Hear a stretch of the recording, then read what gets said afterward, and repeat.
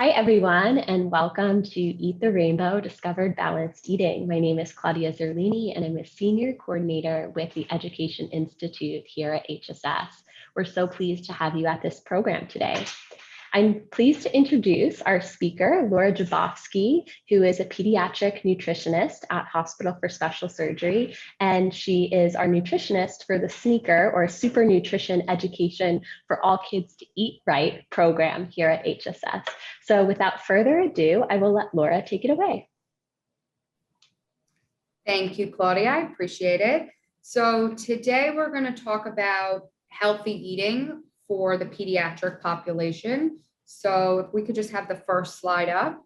So when we think about balanced eating, I always like to tell people that we want to make sure that we're getting all of the different food groups in the right amounts. And we're getting a diversity from all of those different food groups. So we have our fruits, our vegetables, our whole grains, our protein, and dairy. And especially since we work at Hospital for Special Surgery and we're all about musculoskeletal health, we do put a strong emphasis on making sure that the kids are getting adequate calcium sources from their diet to make sure that they're having those strong bones for growth and development. And in terms of how do we know if we're getting enough? Typically, if we're eating a diverse diet with all of the different food groups, we should know that our body is getting what it needs. The key to remember is that I always say is we all need different amounts at different stages of development, but it doesn't mean that we can't eat the same foods. So it doesn't mean that we need to order off of a kid's menu. So a child can eat fish. That is a fact. Unless they have a food allergy. But for some reason, we sometimes decide that children can't eat fish and that they should be eating hot dogs instead. That is not the case. So we still want to make sure that we're including a diverse diet, again, from all of our different food groups, and that we're getting different colors, different textures, because those are going to establish those healthy habits for later on in life. Next slide.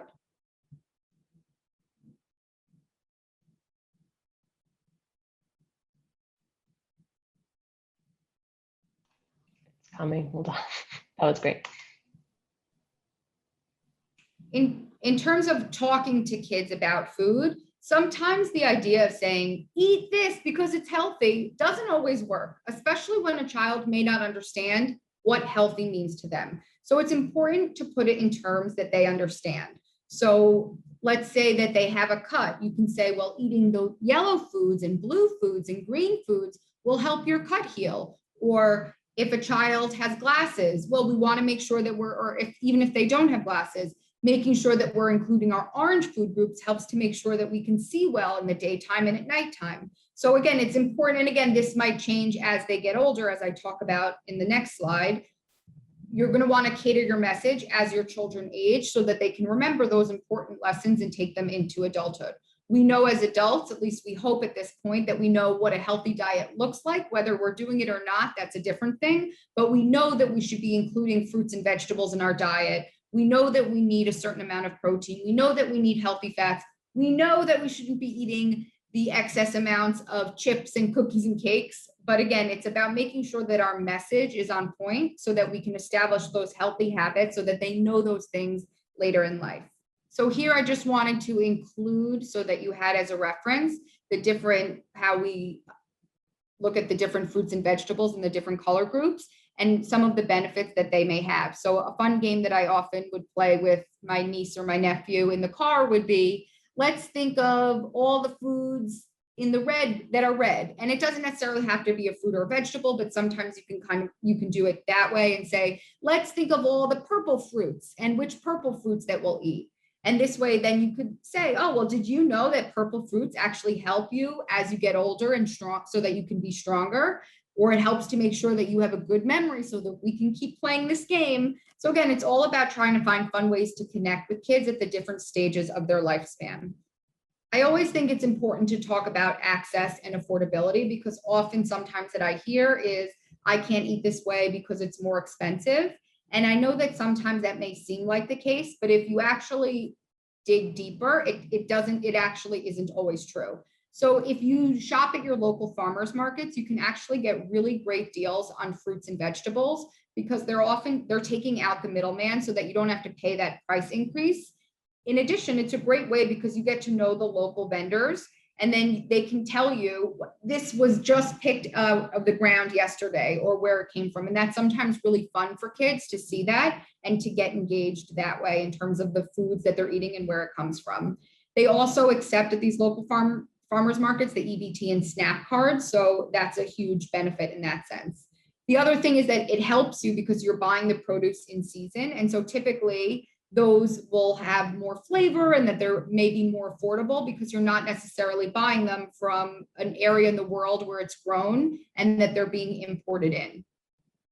The other thing I always tell people is buy what's on sale. Something that's on sale does not mean that it's bad or rotten. It may be that they bought too much of it and they were expecting to sell it. So the best example I always give, if you notice around Super Bowl time, avocados, they are everywhere and there's always deals because they know that people might be making guacamole at home. And so you might be able to get deals in the same way. They may have gotten a very good deal to get X pounds of broccoli and that it wasn't selling as well. So it is still important to examine the produce, but it doesn't necessarily mean that it's bad. The other thing is if you buy things in bulk or while it's on sale, you can certainly take it home, cut it up, put it in a sealed bag and label it and date it. So this way it doesn't end up in the back of the freezer with a 2019 date and it's 2021. We don't want to keep things there endlessly. But I always say it's a great way. You can cut things up, put it in the freezer. It's similar to the frozen foods that you would buy, which is another great option, the frozen fruits and vegetables. All that's done is that it's typically that the fruit or vegetable is picked immediately and then it's frozen so that it seals in the freshness and the nutrients. And so that's another thing. And I've seen those where you can get X number of bags on sale, 3 for $5 or whatever it is. So that's another great way. And this way you always have a vegetable that can be on the table within seconds. The other thing that you can use is these new grocery services, Imperfect Foods, Misfit Market. So what these are is that they are the fruits and vegetables that may not look as nice, but it doesn't mean that the quality is not as good by any means.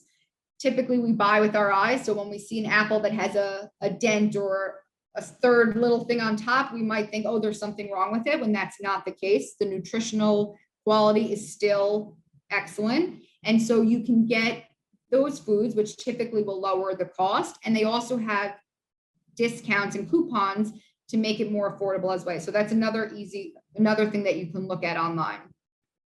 Another great thing to look at in your local community is a CSA. So it's a community shared agriculture program. And so oftentimes they'll put together boxes with certain vegetables and fruits. So it can be a lot and it may not work for your family. So even finding another family or a friend to share it with, this way you can get this, always having these different fresh fruits and vegetables. And they typically, again, will offer it at a more reasonable price compared to what you would get in the supermarket. There are also great cookbooks and guides, and we have a reference that we'll provide you at the end for a good and cheap cookbook that will help in terms of healthier recipes and buying things at the supermarket that will be more affordable.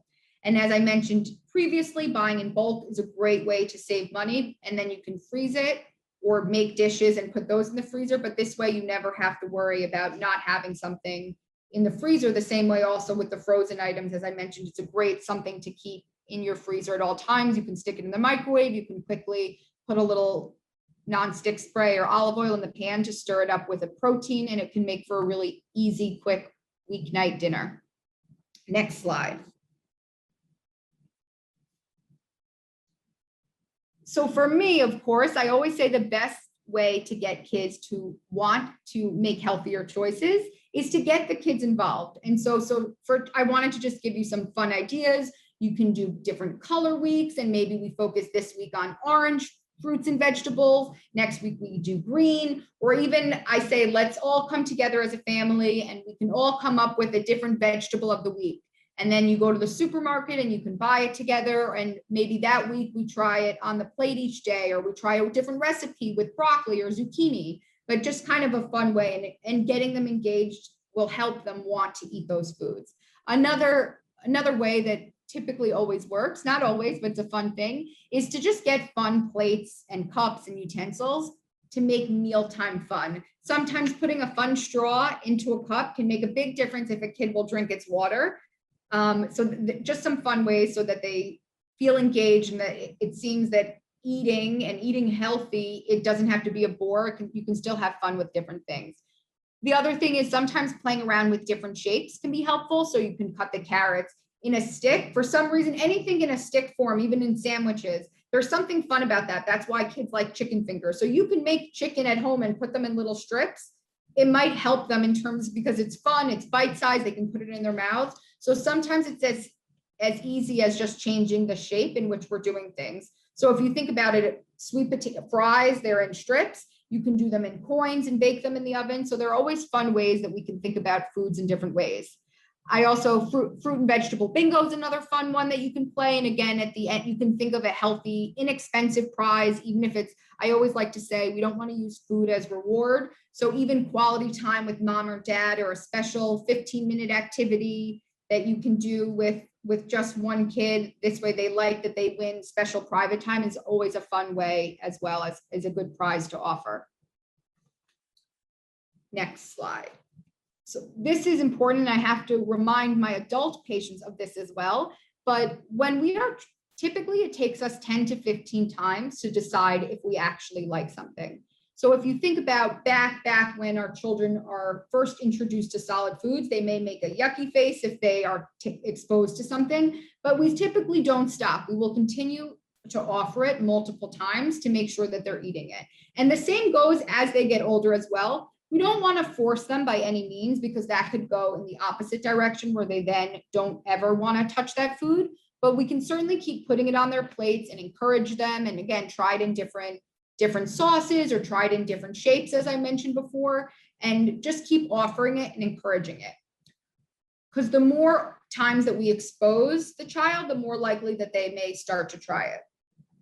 So again, if you know that your child also likes pita and they like hummus, you can try, and you know that they like red pepper, but they wouldn't necessarily put it together, then you can try maybe serving it together on a plate. But if you know that they're never going to touch hummus and red pepper, I wouldn't necessarily offer them as a snack, hummus and red pepper together. So you may want to even think about different separate foods. And then once you know that your child is accepting of them, then you can kind of pair them together. So again, if your child has never had whole grain toast before, the idea would be pair it with something that you know that they like. So if it's peanut butter, why don't you put the toast with some peanut butter on it, and even a banana, and say, here's a great healthy snack. So again, you don't want to just try something out of the blue. It might send them in the opposite direction. So also try using the foods that you know that they like with maybe something new, or doing it separate. Each child is different, and it's, remember, you know your child better. So it's important in terms of how you know it can help them get the food into their diet. But remember, it takes 10 to 15 times. And as adults, we're not as good about doing that. But I can honestly say that in this past year, I've started eating mushrooms and peppers. And now I love that they're part of my diet. I make roasted peppers and I put them on my salad, or just eat them as a snack. And I never used to do that, but I kept trying because I would tell other people this. So I wanted to see if it was true. And it turns out it is. So that's a fun thing that you can do as well. Next slide. So I know that mealtime can often seem difficult, especially I know in this last year where we were homeschooling and working from home. But the important thing is stick to a schedule. Scheduling helps kids understand what's coming and also what is expected of them. So if there's mealtime is shifting at all hours of the day, it doesn't even help them in terms of establishing those hunger cues of knowing when they would feel hungry and when a snack time would be coming. They can't manage that. So this way, if we stick to a schedule with meals and snacks, it helps them know what is to be expected of them. And that also helps establish those hunger cues to say, I should be feeling hungry now because it's been 3 hours since I last ate something. Remember, we don't want mealtime to become a struggle, and sometimes that can be the case. It is our job as adults to put healthy food options for the children. They can decide how much of it they want to eat. So it may be on a certain day that they just don't feel like eating. We don't want to force them to eat. Again, they can't say, I don't want to eat what mommy or daddy or auntie or uncle cook for me. I want to eat McDonald's. That's not how it works. But if you make them the healthy option, they can decide if they want to eat it. What is important is stick to your guns and not say, well, I'll make you something else. That's what I hear a lot from parents. And I always say, you're not running a diner at home. If you want to say to your child when you're working with dinner, you can say, let's come up with 2 options together. I was thinking chicken or hamburger tonight. Which one do you want? So again, they feel that they are a part of the decision-making process. And by that, you can say, well, we chose hamburger together. So I'd like to, this way, then they may feel, well, I chose this, so I'm going to eat it.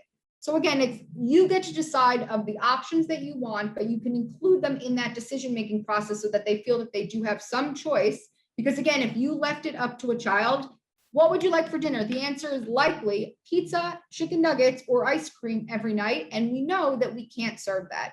So offer, say, let's come up together. Here are the 2 ideas, you pick. So they feel in control, and that will help.